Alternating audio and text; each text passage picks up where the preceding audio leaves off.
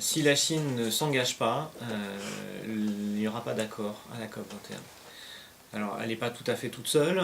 Il y a évidemment dans son sillage l'Inde, l'Afrique du Sud, le Brésil.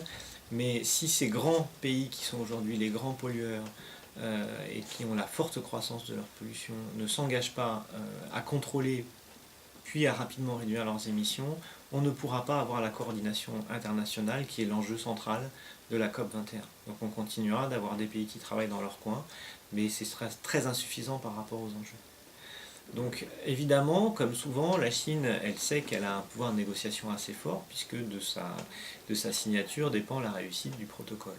Donc elle en use et elle en abuse, mais de ce point de vue-là, honnêtement, l'accord sino-américain de novembre dernier est de bon augure. On peut juger que les engagements de la Chine sont un peu faibles par rapport à l'ampleur de ses émissions et par rapport à l'ampleur des enjeux, mais l'important, encore une fois, c'est que les choses se mettent en marche et que des dynamiques de décarbonation puissent démarrer rapidement, parce que c'est forcément des choses qui sont lentes, et plus tôt ça démarre, plus gros seront les fruits dans 10 ou 20 ans. Donc c'est vraiment important maintenant qu'on puisse y aller, et donc on a absolument besoin que la Chine s'engage.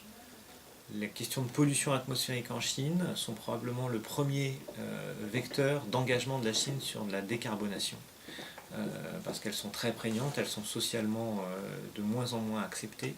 Et donc il y a une grosse pression sur les gouvernements chinois pour réduire cette pollution. Cette réduction de cette pollution, elle va passer par une mobilité décarbonée et par une électricité sans charbon.